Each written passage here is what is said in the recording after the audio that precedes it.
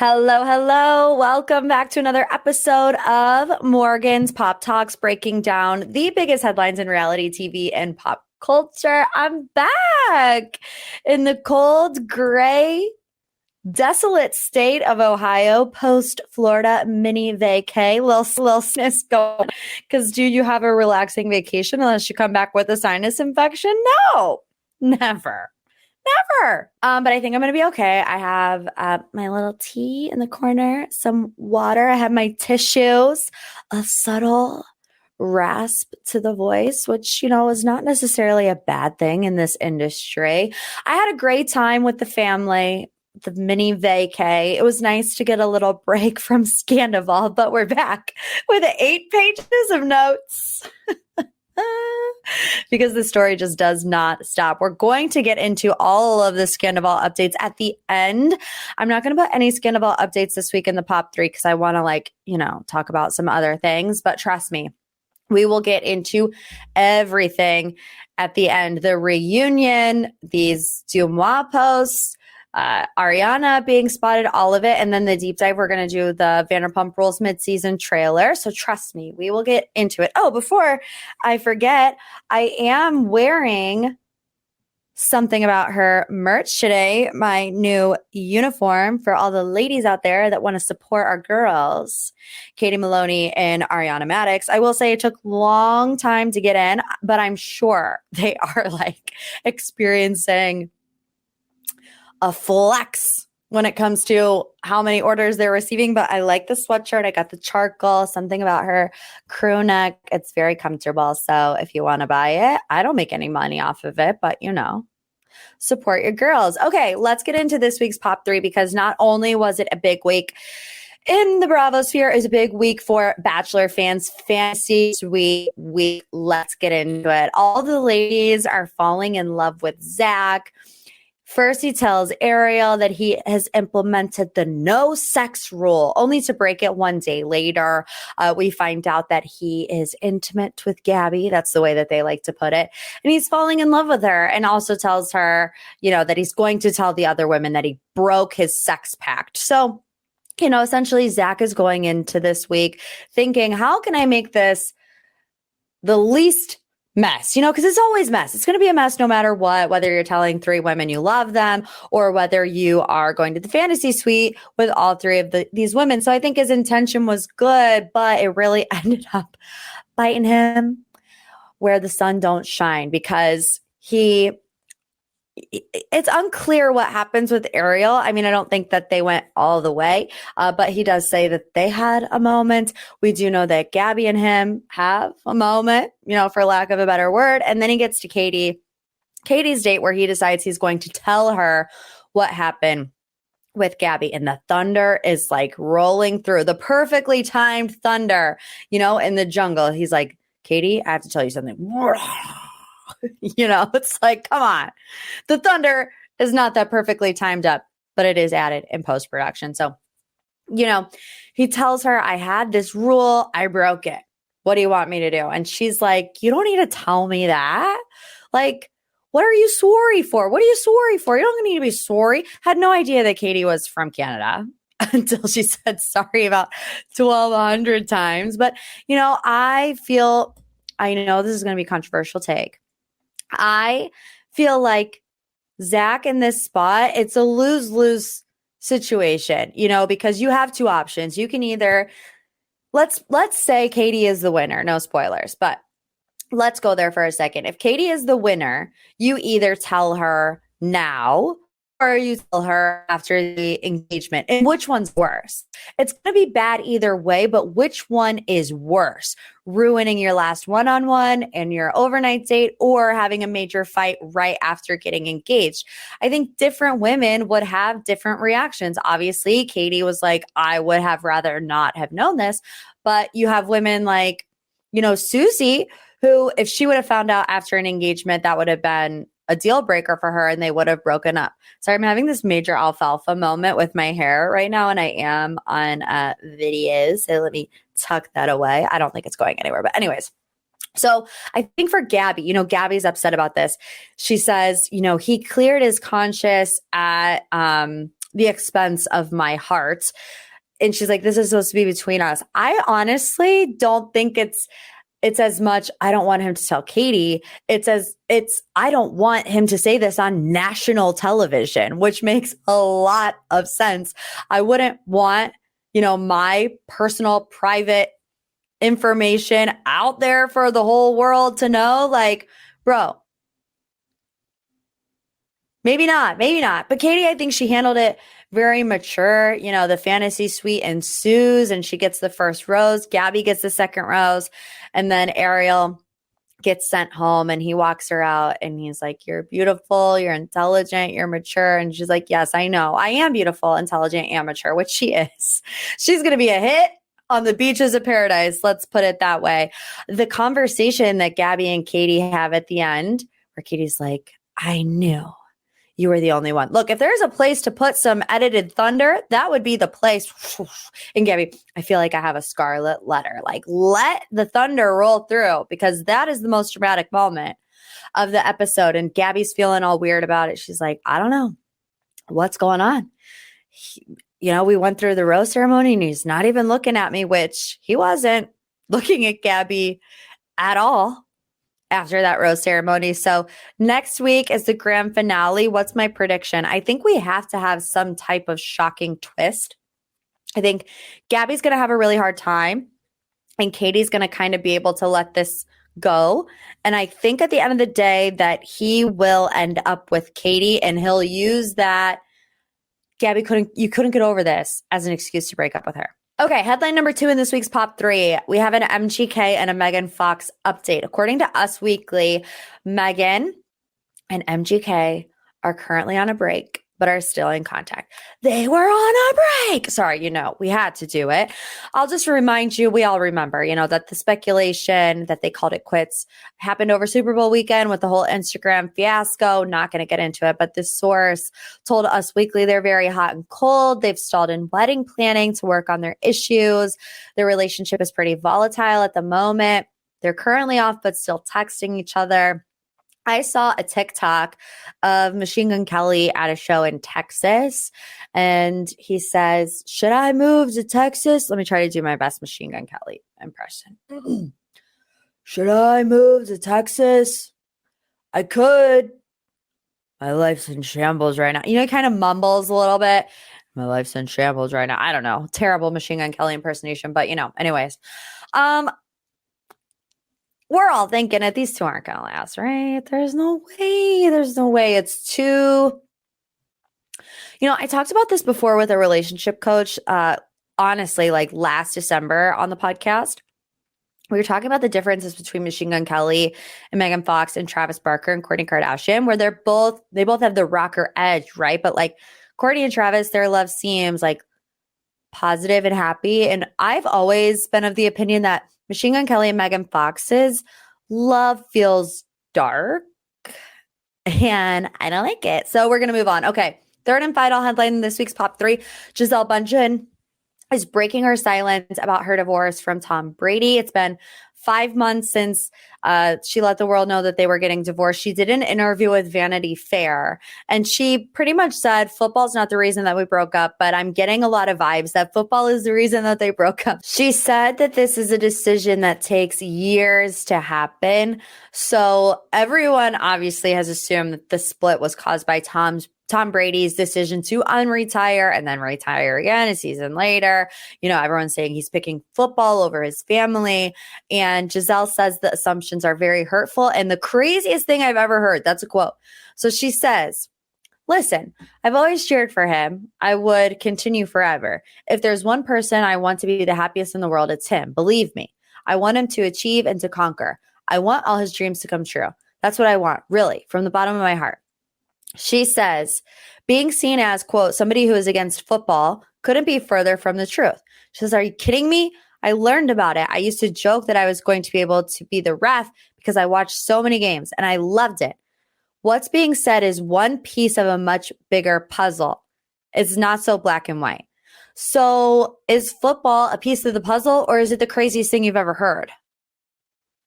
Because the two, I do not think, can coexist.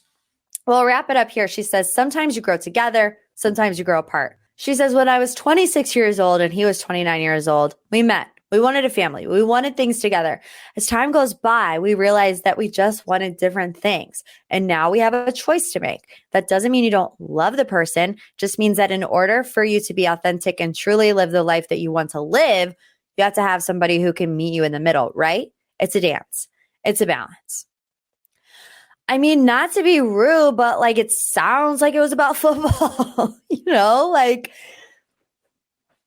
sounds like it was about him choosing football over spending quality time with the family.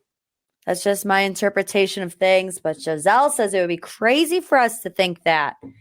So think what you want to think on that. All right, now it's time for the deep dive. Every single week on my Instagram at Morgan B Talks, I open up my deep dive submissions to you, the listeners. What do you want to know more about? This week, our deep dive comes from Michelle, and this was the overwhelming favorite in the deep dive submission. So let's hear it from Michelle. Hey, Morgan.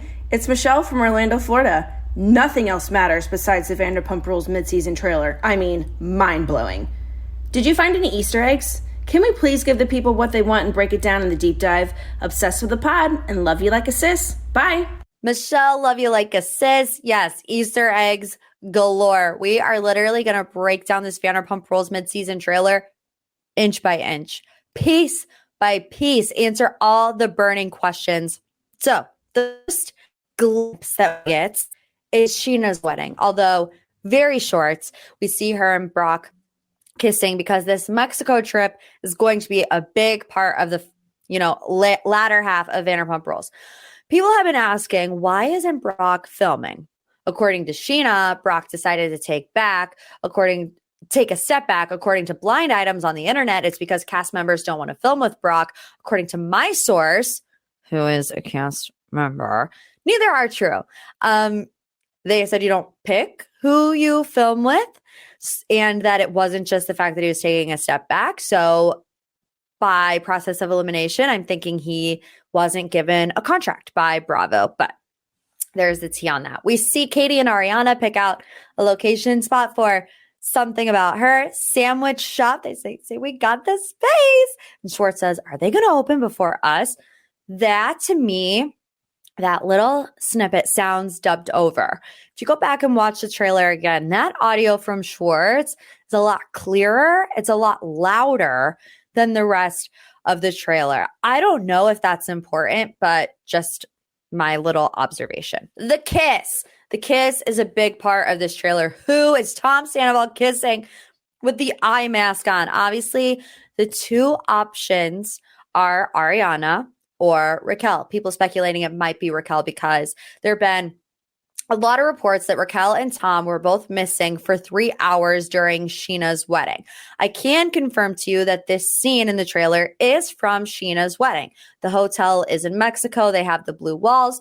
They have what looks like bamboo. I don't know if it's bamboo, but some type of wood on the walls. Internet sleuths looked it up and the rooms match where Scheana's wedding was at. So it is in Mexico. To me, this scene is either right as they're waking up or right as they're going to bed. And if I read this correctly, when Raquel went missing, it could potentially be in the morning, mid-afternoon, because it was when the bridesmaids were all getting ready. So according to Scheana, they were all supposed to get ready in one spot and then move to the bridal suites. Raquel didn't show up until they moved to the bridal suite. So there was about 3 hours that are unaccounted for. And a lot of people are saying that Tom and Raquel had a moment there. However, let's look tentatively at this timeline. So the affair started either in late July or early August, and Scheana's wedding was in late August. So we can say, let's just speculate, 4 weeks tops that they would have been going on with this affair. 4 weeks into an affair, do you think that Tom and Raquel would be comfortable kissing on camera? I mean, they surely would still be hiding their relationship. And let's just go there. Let's just say that it was Raquel and they did kiss on camera in August. I personally feel like if that's the case, this really compromises the integrity of the show, in my opinion, because how would production keep this a secret all this time at the expense of Ariana, who I'm sure production has a relationship with? Also, if they see this affair going on right before their eyes in August, the filming would skew towards uncovering that, right? Like they would be planting seeds for people to uncover this affair so that they could get it, so they wouldn't have to refilm 2 weeks later, this past 2 weeks. You get what I'm saying? Like it just doesn't add up to me that this would be Raquel. So my opinion is that it's Ariana. I think people are also getting this scene confused with a production leak that Tom and Raquel did kiss on camera. But like I just said, there was that 2-week filming period recently after the Scandoval broke that they picked cameras back up and were filming. So the way I interpreted that, because obviously there were headlines coming out left and right the past 2 weeks, I interpreted this as they kissed on camera after the scandal broke. And, Kristen Doty said on Nick Vile's podcast, that information had to have been a production leak, because who else would have known that Tom and Raquel kissed on camera besides Tom and Raquel and production? So there we have on that. Okay, next we see Sheena and Raquel. Sheena says, I was the OG homewrecker in this group. Then came Lala. Now here you are. And Rachel gets a big old laugh. Because it's so funny, right? It's not. And then in the very next scene, Raquel is seen kissing Schwartz, which at this point is just laughable because we all know how fake it is. Katie is seen next saying, we're not divorced yet. This is my husband. And I want to just plant the seed in your head of what she's wearing, because we're going to come back to this moment later. Katie has like a little red lipstick stain on and a silk light shirt. And I'm going to come back to this later. Just keep that in mind. So we see a lot of clips next that viewers, knowing what we know now, can either say they're talking about Schwartz or they're talking about Sandoval. I think the majority of it, they're talking about Schwartz. They just want to make us believe they're talking about Sandoval. You have James saying to Allie, he wants to hook up with Raquel. I think he's talking about Schwartz because we've seen in the first trailer James throw a drink on Schwartz. So I think that it's all connected. Katie says, I want to light them both on fire, which has become her catchphrase a lot. I'm like, you don't have to say it like every time you do an interview, Katie. It's kind of getting a little bit old, but I also believe she's referring to Schwartz and Raquel. We get Lala talking to Allie about James. Honestly, who cares? Then we get a big moment in the Vanderpump Rules trailer with Tom and Ariana. Tom says to her, we're only having sex like 4 times a year. And then she says, I cannot have sex with someone who feels like a stranger. I've already seen a lot of Ariana shaming when it comes to this revelation that they were only being intimate 4 times a year. And let me just tell you, that's not it. People are like, well, you can't expect to keep a man if you're not intimate. Guess what? Your man has an emotional commitment to you that is equal to a woman's physical commitment to a man. And if you are not meeting the emotional intimacy that your partner needs, you can kiss that physical intimacy goodbye. If Tom Sandoval can find time to open 2 bars, start a cover band, plan and spend $15,000 on his soon-to-be mistress's engagement, and then spiral into a full-blown love affair, he can find the time to emotionally reconnect with his partner of almost a decade. The point is, these men have never made their women a priority in their life. We have countless examples with Tom Schwartz, but Tom Sandoval chose bulldozers with the boys over spending time with Ariana on her 30th birthday, after she cried to him about her needing him there because her birthdays were increasingly difficult after her dad had passed away. And he still chose to go, but babe, they have bulldozers. And you want to blame Ariana for not wanting to have intimacy with him. Okay. You need to check yourself. A bit of a rant. I'm passionate about it, but let's not go down that wormhole. Okay.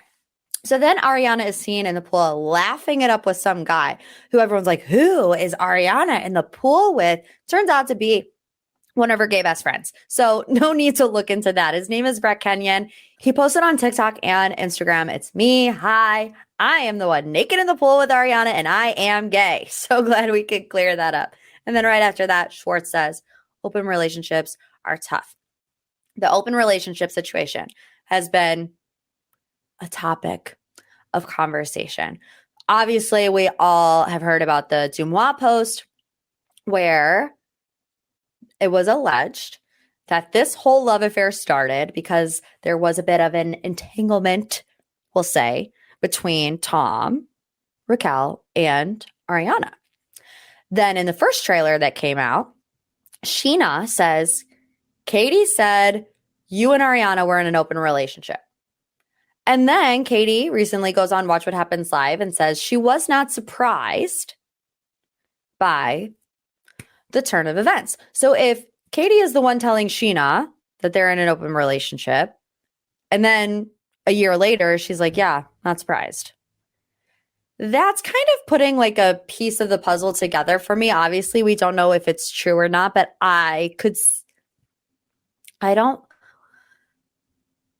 in my heart, I feel like there's something to it. I don't know if it's 100% true, but I think that there's something to that we'll have to keep an eye on. So we also see Sheena say this was a full-blown love affair. She's wearing a white bucket hat, a white sweatshirt. There were paparazzi photos of her wearing that outfit the day after the Scandoval news broke. So that scene is from this 2-week filming pickup. Sandoval is seen in the trailer a lot of times wearing this black shirt. He's got a little mark by his eye. I believe this is the confrontation because he's saying things like, I wish we both would have tried harder. And then obviously we get a couple more snippets from this. And we heard that in this conversation, Ariana felt gaslit. You know, we see him trying to place blame on both of them. So obviously I'm thinking that this is a conversation with Ariana. He says, you don't know what's going on between us, which I think will probably be about Raquel. And then same with Ariana, where she says, you don't deserve one tear of mine. She screams with that internal rage that we all felt, even though we can't hear what she's saying. To me, it looks like she's saying Raquel. And then after that, we see Raquel sitting down with someone who says, I don't regret our relationship, like that. And I think she's talking to Schwartz because everything that we've heard, Raquel filming in this 2-week pickup has been very few and far between. We know that she has filmed one scene with Tom Sandoval. And other than that, what we've heard online and on news publications is that she's avoiding filming. So that one scene with Tom Sandoval was obviously in Raquel's apartment. This scene is they're sitting outside. So I believe that she's talking to Schwartz in that scene. We see Sheena say, I had so much rage in me. She's talking about the push, the punch, whatever it is. There's a hug between Raquel and a blonde girl. Can confirm it's Lala. Don't know why they were hugging. But then we see LVP saying, you will all learn how to deal with your problems. Now, remember the outfit I was telling you about, Katie Maloney, the little red lip stain, light silk shirt. This is the part of the trailer that we get to where it's just clips, no words, and the time bomb is ticking. Tick, tick, tick, tick, tick, tick, tick, tick, tick, right? It's quick, but in this little time bomb montage, we see Schwartz in a public place. It kind of looks like maybe Sir, maybe Pump, maybe Tom Tom. It looks like a restaurant, but he's getting into a physical altercation with somebody in a gray shirt. Somebody in a gray shirt is in Schwartz's face, like poking him. And I don't know who it is. It's not a main cast member because in that scene with LVP where she says, you all will have to learn how to whatever. And you see Katie crying, Schwartz is crying, Peter looks upset. The guy that got into the physical altercation with Schwartz is standing next to Peter and Rachel is smiling. And everyone's like, oh, that sinister look. What could she be smiling about? My prediction here, based on all these little tidbits, is that this is a little bit of a fake out as well. They want to make it seem like it's potentially about Sandoval, but I think it's a night that got a little out of control due to Raquel and Schwartz. Why this guy is fighting with Tom Schwartz, I don't know, but you all know that Lisa doesn't like people fighting in their establishment. So I'm assuming it escalated. It's the same place where Katie's like, this is my husband. She's yelling at Raquel. So a lot of different fights going on in the same vicinity. And, I can't tell you for sure what that dude was poking Schwartz about, but he was. So then we end things with Tom saying, do you want anything? And she says, for you to die. Sandoval in the black shirt, Ariana in the same outfit as well. So my thought with this, yes, Ariana with the comeback 1-2 punches. But I'm like, why is he being so nonchalant? Do you want anything? Why ask her that after this huge bomb you just dropped on her? Like, do you want anything? A hug? A McDonald's Coke for your partner not to have a 7-month affair on you? Like, why are you asking her that question? Anyways, that's it. Truly broke this down piece by piece. I don't think we left one thing unturned besides, Lala talking to Allie about James, because honestly, who cares? To wrap things up this week, we are going to get into the Scandoval updates. There's a lot. Let's start with the reunion. Raquel is going. It was first told through us through ET and then through Instagram story on her notes app. She says, yes, I will be attending the reunion tomorrow in person. Thank you for letting us know, Raquel, through the notes app. She was in Tucson, Arizona this week, according to Dumois, with Tom Sandoval on a family visit. Paparazzi photos came out of Raquel boarding her dog Graham in Tucson, Arizona. And this is what I don't like about the situation. Okay. What paparazzi is on a manhunt to find Raquel Leviss in Tucson, Arizona? None. So who made sure the paparazzi for Radar Online knew where she was going to be, when she was going to be boarding the dog, and that she was in Tucson, Arizona? Was it her? Was it someone on her team?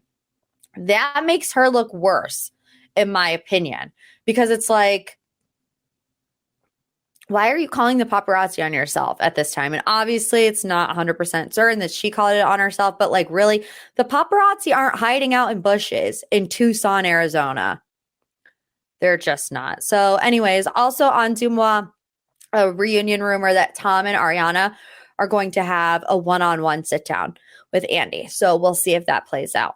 Also, Raquel this week liked a post saying she relates to former pageant queen Brianna Dyrdek being diagnosed with autism. So Brianna Dyrdek, who's married to Rob Dyrdek, posted on Instagram this caption: after a few months of privately processing my autism diagnosis, I decided to come out about it because the little girl in the last slide deserved better. I finally reached the acceptance phase of my late diagnosis and am filled with more hope and peace than ever before. So if you see me acting different, it's because I am, with the unicorn emoji. Raquel commented and deleted, I can relate, with hearts, sending you love, Brianna. So, I don't know. This is the first time we're hearing Raquel say anything about this. This is the first social media activity that she's had since the Scandoval leaked. I don't know. I don't want to formulate any opinions on that. We'll wait until, I'm sure Annie will ask her something about that at the reunion. So we will put a pin in that. Jax and Brittany are on a press tour. They're launching their own podcast. I'm surprised it looked this long, but also they're giving their thoughts on Scandoval. I'm just going to be straight up honest with you. I'm going through my notes right now, and all I have is beer cheese in all capital letters. What does that have to do with anything? Obviously, Brittany and her Mama's beer cheese, but I don't know where my brain goes sometimes when I'm working this out. But anyways, there you have it. So by the time you hear this, it will happen after their Watch What Happens live appearance. But they did interviews with people saying, Jack specifically said Tom Sandoval couldn't control Ariana, and that's why he's with Raquel. He says Ariana is a very strong, independent woman. That's how Brittany is. But you can't control her. And I think Raquel's very easily influenced. I think he likes to be able to tell her what to do. I think she's very codependent. And I think he preys on that. Now, I can't say that I disagree with Jax here, but there was also, and I didn't write it down, but there was also something Jax said about, I just can't believe he doesn't have any remorse. As if we all don't remember seasons 1 through 4 of Jax Taylor contemplating whether or not he was a sociopath for real because he could not feel remorse for cheating on every single one of his girlfriends. Like, now you're the remorse police, Jax Taylor. But I don't think he's wrong. Obviously, I don't know because I haven't seen the Watch What Happens live yet. But, there are rumors that Jax is making his reality TV comeback on this House of Villains show. We'll see if they talk about that. But be aware that they're going to start a podcast. Ariana also was spotted out by TMZ. I find this super interesting and I don't know what to make of it because it seems like this person that approached Ariana as her and a friend were getting coffee, asking about the reunion, asking about Raquel, to me, sounds like the same guy that stopped Schwartz at LAX. Both videos are credited to Backgrid. Both videos were posted by TMZ. So I'm not sure what is going on there, if these aren't exactly random interactions. I mean, we talked to Ryan Bailey last week, who talked to Dax and Adam from the Hollywood Raw podcast, who they used to work for TMZ. And, Ryan told us that they told him, these things aren't random on the luck of a draw. So it's like, I believed it was Schwartz. I guess I just have a harder time believing that Ariana would want to have a planned paparazzi moment. I don't think she should feel any shame for doing it. I mean, if anybody should be making money out of this, it's freaking Ariana because she's been publicly humiliated and heartbroken over it. So do what you got to do. But I just thought that tidbit was interesting. She was asked if Raquel has called to apologize. And she says, I don't know who you're talking about. And period, that's on God. And we'll leave it there. Okay, I know hour by hour, more Scandoval things will come out. But let me just say, I'm so happy that you hung out with me today, despite the fact that I borderline needed an inhaler or maybe an oxygen tank because I cannot breathe. So I'm going to go maybe do a neti pot, maybe have another cup of tea. Hey, leave a review if you haven't already. 5 stars, takes you 5 seconds, maybe a little love you like a sis. Don't forget, Bachelor Brain Dump comes out on the Patreon on Friday. If you want to subscribe, the link is in the description below. We'll see you next week. Love you like a sis.